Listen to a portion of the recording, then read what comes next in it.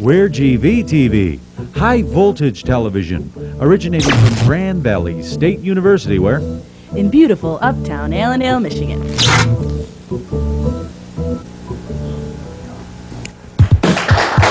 From our Gothic metropolis of beautiful uptown Allendale, you're in Grand Alley with Gregory Struss. I'm Uncle Chuck Furman, inviting you to stay tuned because in the next 30 minutes, you'll bond with me, hang out with Tyrone Bynum of the Black Perspective television program, visit Hoop City in Grand Rapids, and meet Linda Sengpeel, the First Lady of Spin. And now here's our yo-yo, Gregory Struss. Can I come out?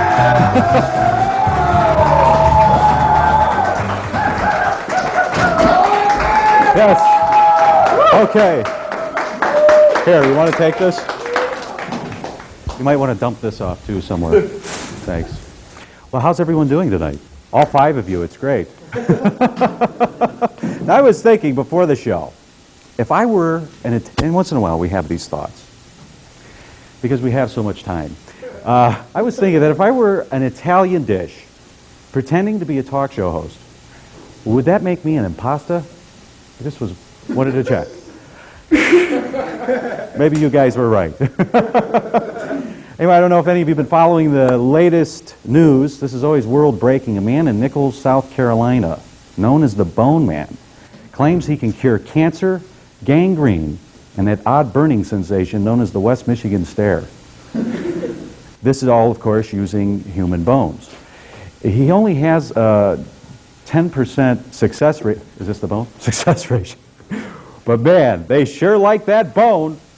Yeah. John, do you think he can predict the future with the No, bone? but they sure like that bone, Greg. Sure like that bone. Gotta like that bone. Gotta like that bone. It's prop night. Big bucks. Police in Plainsfield, Wisconsin put the squeeze on a principal suspected of stealing toilet paper from his high school. Yeah, we thought Mr. Whipple had problems. He admitted to the theft, but had no comment on whether he washed his hands afterwards. A little bit. Gotta love that bone. You want the toilet paper? You could have it. Okay. Did someone let the audience go home tonight or what? You want the bone? Go take the bone. In Manila, Imelda Marcos is worried about the impending thaw of her late husband's corpse from cryogenic suspension. Of course, this is due to $100,000 in unpaid electric bills. Yeah, you could probably sell some of those shoes. You know? What do you think, Uncle Chuck? I think that they sure like that phone. That's probably right. Okay. Our next story comes to us from... Is that it? That's everything? Oh my gosh, and to think it's over with. Boy, that was so anticlimactic. Tonight on the big show, we have... They all love that bone. Maybe this ought to come out and do the first opening joke. But Daniel was telling me that before the show, we replaced the first joke and the last joke with Folger's crystals. And now we're finding out what is about it. What do you think, John? I think it's great. They like that bone, too. Anyway, tonight on the big cable cast, from the Black Perspective television show, you know him, you love him, Mr. Tyrone Bynum is going to join us.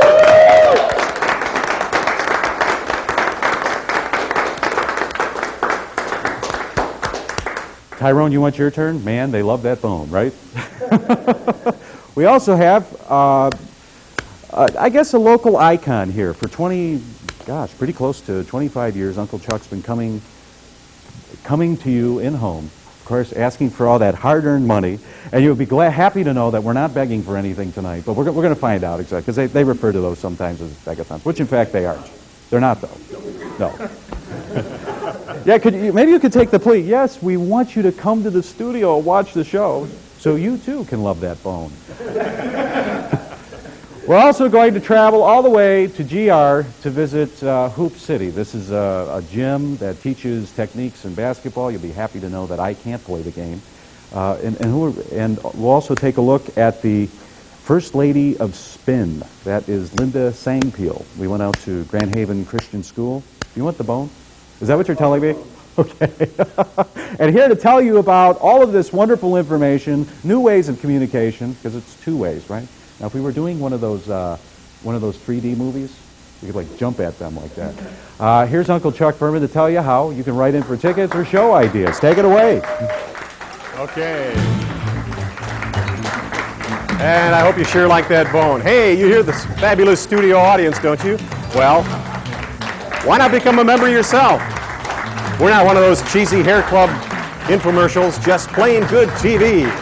For tickets or show ideas, please drop us a line at Grand Alley with Greg Struss, GVTV, School of Communications, 121 Lake Superior Hall, Grand Valley State University, Allendale, Michigan, 49401. Or contact us via email at strussg@river.it.gvsu.edu. Either way, we'd love to bond with you. And now back to more of the showgram with Gregory Struss. Get that bowl. All right. Did I get this right? How many more people walked in? Do we have 2, 3? That's what happens. We're competing with the weekly movie, the weekly matinee, and some sorority function. Is that what we're competing with tonight? And the man with the improv. Oh, shoot. Okay. Anyway, we'd love to hear from you. Please write us. Please let us know you're watching and whether you, too, can love that bone. I guess we're ready to introduce our announcer for this week. Let's hear it for Uncle Chuck Furman. He's with us tonight. Come on up. You come on up.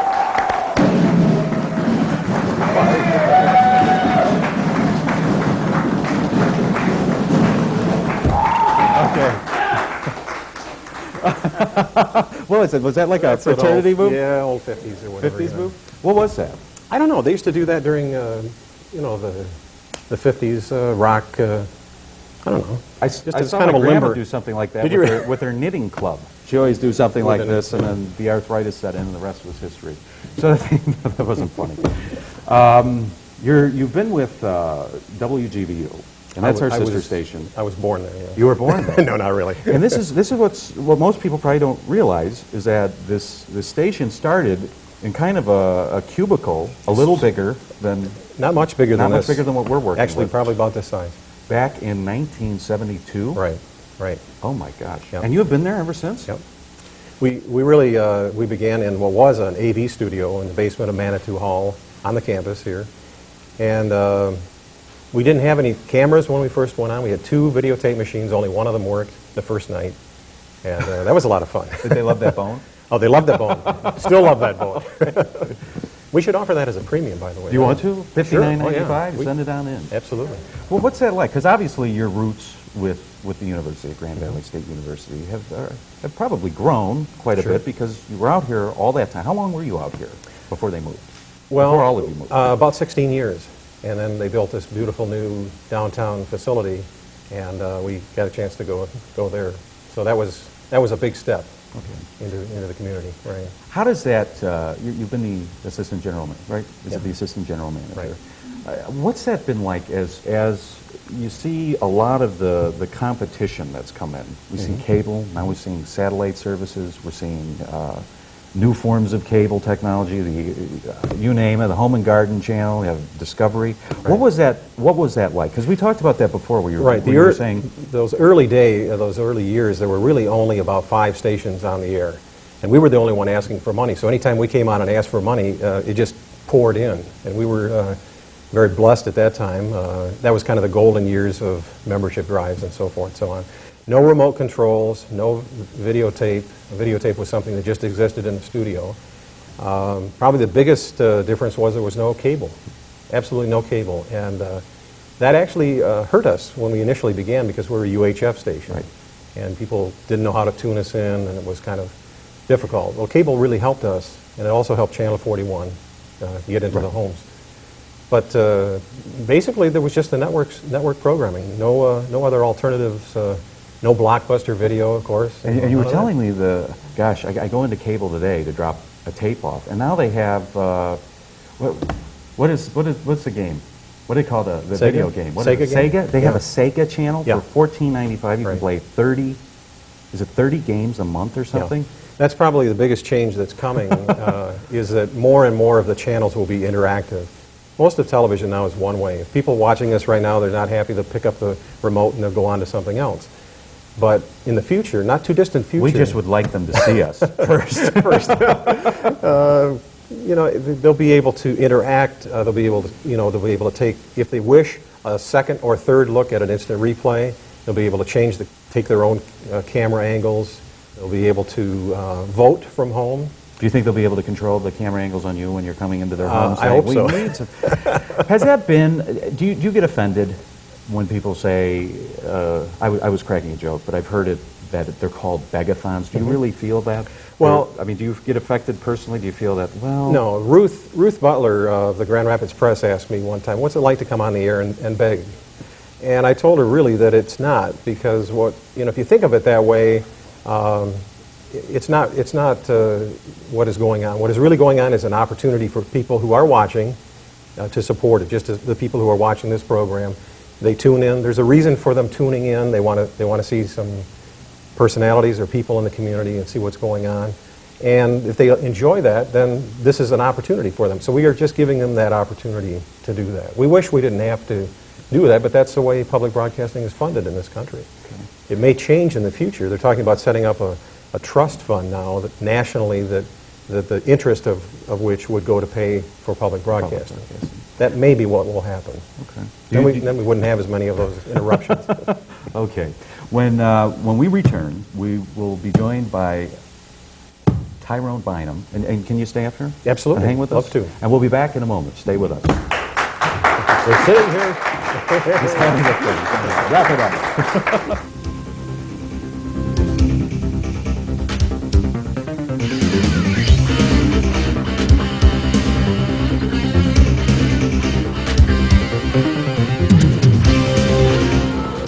Basketball. I don't know how to play it. We're on location here at Hoop City in GR. This is Bob Renswick. Tell us about the whole concept of Hoop City. Well, we've been here for 3 years. It's a basketball gym and academy. We teach basketball. We play basketball in an open gym concept 365 days a year. We play a 5-on-5 brand of basketball, which is the traditional basketball style. We do some 3-on-3 things, but our major focus is on teaching real basketball. Now, how do you go about teaching it? We have several programs. We have shooting clinics that we operate each year. Jay Vincent, who played for the NBA, is going to be here for a summer clinic and camp. Sugar Mel runs his all-star camp here this year. Plus, we do clinics on a daily basis all the way through the summer. We prefer that the kids play a lot of games because we feel that you can run through camps, you can go through clinics, but until you actually have to perform the activity in a game situation, then you really learn it. What are some of the costs if someone wants to come out here to Hoop City and participate in any of this? If you're 13 or over, you can come to Hoop City, get a summer membership for only $39, and that covers from now until September 30th, 4 p.m. until midnight, on weekends 12 to 12. Why should people come here to play basketball? To learn with the AAU, get taught better, and have fun. Okay. Thanks, sir. He's a big guy. Kick my ass. All right. Here's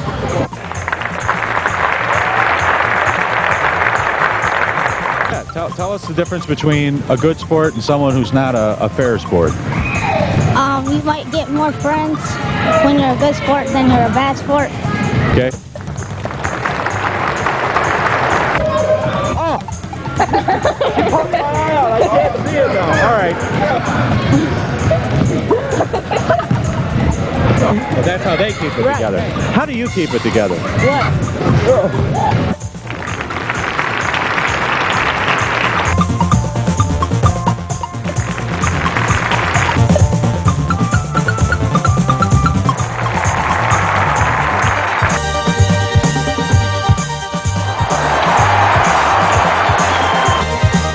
You're interested in becoming a member here for the summer leagues here at Hoop City, go ahead, contact them.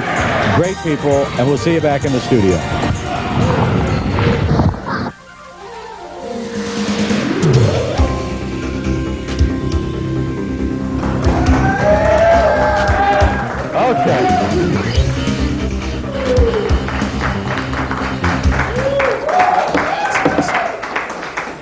This is, the bone comes in handy for dotting your face, too. I bet you didn't know that. Just a trivial fact, that's all. A trivial fact. Are facts always trivial?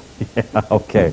Our next guest is the host of the host of Black Perspective. This is a weekly 30-minute television program that focuses on issues affecting African Americans and can be seen on WZZM TV Channel 13 Saturdays at noon. It's nice to know that he was able to drop by our alley to spend some time with us. Please help us welcome Mr. Tyrone Bynum. Tyrone! How are you? All right. How you doing? Okay. You know Uncle Chuck Furman? Yeah, I do. How you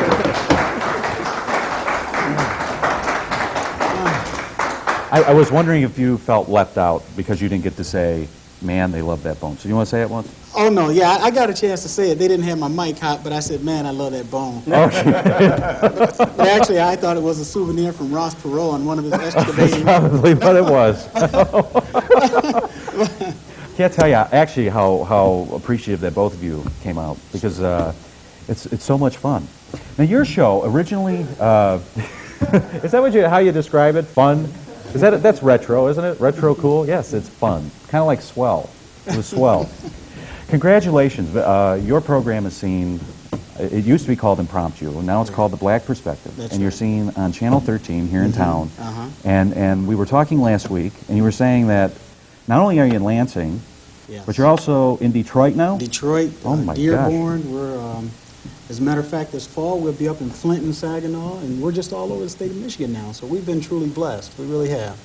Now, are you finding that as time goes by, you've been doing this now for about 3 years, right? Are you finding that it's getting easier, or are you finding that it's getting harder, or a combination of both? How's that for a wishy-washy answer? For a minute, I thought I was being interviewed by Bill Clinton. He's upstairs watching the movie, or with the, we couldn't get him down here. But, well, you play ball like he does. That's Probably.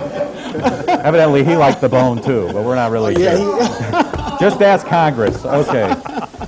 What were you going to say? But anyway, no, it's, what was the question? But no, it's getting hard and easy. Yes, you're right, because, with the expanded viewership, there's a great deal more responsibility involved in putting together a very quality-oriented program.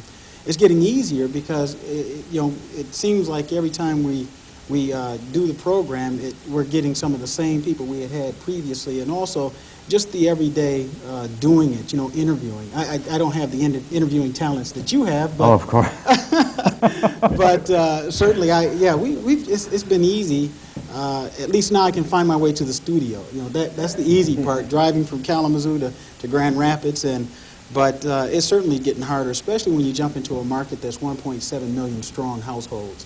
And that's Detroit. And so that's the hardest part, is going over there and taking on some established competition that's already there, Transitions, which is on Channel 50, and some other minority programs that they have. But it's certainly a well-welcomed challenge. How do you feel about, now we're talking about the black perspective and issues that pretty much, has it become PC to say, is it African American, or is it okay to say black perspective? Well, I don't know, Gene Gordon Liddy. I just... They sucking it to all of them tonight. But we used to call it impromptu because it was an impromptu conversation. It was something that was totally unrehearsed. No one knew what we were going to ask. And at that time, we were actually down there with Chuck and them, and he, as a matter of fact, you were with us as well, and we really had a great time. Yeah, years ago. But we changed it to black perspective because that's what it was. We were talking from the perspective of the black community, and it really, for us, it doesn't matter if you call it the African American perspective or black perspective. It is, it's the black man's, and well, I can't say black woman because I'm not that, but I'm not unisex or bisex, so yeah, I'll say, but it's called the black perspective. And we're just talking about a variety of issues that impact the black community. And when we talk about issues that are affecting the black community, we're approaching Dr. Martin Luther King's death anniversary, or the anniversary of his death. With where you're at in your life right now, do you feel that race relations have improved? Are they improving? Are they getting worse? What's your take on it? Do you feel that we're accepting, all of us are more accepting of each other and differences? I used to think that until we put a new signature on the title of the White House, or not the White House, but Capitol Hill. It seems like, I mean, if you look at what's happening right now with the They got a great frequency- deal on paint. That's, Yeah. that's why they call it. But no, initially I thought things were improving, but now we look at the frequency in which we see police officers who assault minorities, be it Latino or black, and then we see the reaction from the elected officials or the lack of reaction actually, then it tends to make someone feel like maybe we still have we definitely have a long way to go. And it's sad that, we're at this point, we're coming up on his anniversary, and we would have to have the anniversary on the heels of what just transpired with the immigrants on the highway down to Los Angeles, California, with the Riverside Police or Sheriff Department. So do you feel it's media? Is media feeding it? No, absolutely not. That's the media is only giving us what is happening. The media, that shows you how stupid these guys are. You got a helicopter flying over top of you called KCAL. Just look up, It's called Civil Civics Exam, right? You want to work at the post office? Take the test. Want to become a cop? Take the test. No, but I mean, it also shows the arrogancy and the arrogancy and the cockiness of some of our law enforcement people, that they would do that knowing that they're being filmed. they got a rough job, though. Well, they have a tough job. Absolutely, but being It's not black to is get- tough not now to too. excuse, right? Not to say that what they're doing is excusable. No. And it's one of those things that because we see this more and more in the media, that we're seeing, okay, here are law enforcement people who taxpayers are paying for, are abusing that, and unfortunately it gives everyone in the law enforcement community a bad name when it's... No, law enforcement doesn't suffer the same labels that blacks suffer. So, no, it's not giving the entire group of law enforcement people a bad name. I totally disagree in that nature, because... Polyester's a bad label, too. Yeah. But, the people what gives law enforcement a bad name is how administration handles the situation. For instance, right here, Chief Haggerty in Grand Rapids removed the police officer who was accused, not tried yet, of assaulting a prostitute. Then you had 3 white police officers down in Kalamazoo, Michigan, who beat up 2 African Americans, and they were put on paid leave. And they weren't fired, and he waited at least through the judicial process.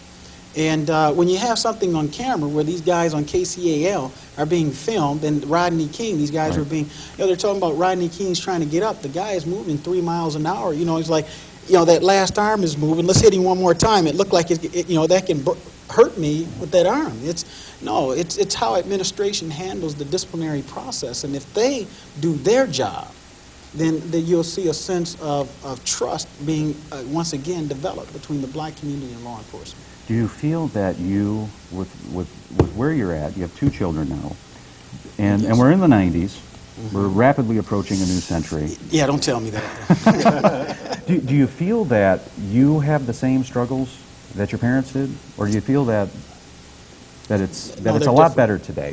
No, I don't think it's a lot better, actually. I think because with the downsizing, it's like a feeding frenzy. You got, for instance, Kmart did those cutbacks, and then they just gave the CEO the highest pay scale that they've ever given. They've got some ridiculous pay scales going on over there. No man, white or black, is worth that kind of money. I don't care what he knows. But you've got CEOs making just tons and tons of money, and then you've got average middle-class Caucasians battling with average middle-class African Americans, and they're pitting the middle class against each other. And the fight is not really black and white middle class, because there's enough for all of us. But we need to focus our attention on this assault, this divestment that we're doing right now outside of the nation in order to cut salaries. They're trying to save money. They get their salary based on the performance of the stock. And unfortunately, what also we're seeing is that they're hiring a lot of younger people, not mandatory retirement through buyout plans for people in their 50s, and we're seeing a change in the retirement age. And the fact that 3 people in their 20s who just graduate will work for a lot less than someone in their 50s who have kids in school, house payments, and That's not altogether correct either, though. They're not putting in 3. Let's not stretch it. It's just, I mean, as a matter of fact, Chuck and I, they're about to put dust on us right now. Actually, it's, but Can I see the bone, please? You want the bone? yeah, I mean, this is like by your next show, this is Chuck and I. Okay, I can do something with this. But it's really not. The salary cuts or what have you. As a matter of fact, a lot of the young people coming in today are making quite a bit more money with relationship to people who have degrees coming into these new jobs. Of course, they're not making the salaries that someone had with 20 years of investment into that company, but that company is able to hire new people and expand their clientele through the blood and sweat of that 20-year veteran. And there's nothing wrong with bringing young people. And again, here we go, pitting people, young and young. Right. I mean, young and old. And that's not the case either. There's enough money. If you took, for instance, Amway Corporation, I hope I don't hurt your sponsorship or whatever, but the Amway Corporation. We need soap. Yeah. Lots of soap. The Amway Corporation, they Mr. Amway or Mr. DeVos and them, they brought their sons in, and these people have gone to the same school as you and I did. They did some of the same things that we have done, and yet they would come in and make 6- and 7-figure predisposed. Exactly, you see, but it's nothing wrong because that's a family thing. But then if you didn't give that kind of money for the inexperience that they're getting, and you invested in young people who are in your studios right here who are looking for We need jobs, more of them to come in. We'll hire them to be an audience. But those are the kinds of things that we're after. We just want to see more people getting more jobs and stop pitting African Americans and Caucasians against each other and young and old against each other. Okay. I will get there. We're out of time. I hope sometime that you come back and join us so we could kind of finish this conversation. Tyrone Byams, the host of Black Perspective. Channel 13, noon on Saturdays. Uncle Chuck, we can see you 3-4 times a year, right? Just about. And with or without the bone. Yeah. Okay. I'll leave it. Oh, I want the bone. You want it? Okay. Appreciate it. Greg Struss, thanks for being with us. We'll see you next week with Tom, Dan, Howe. Have a good one. Goodbye.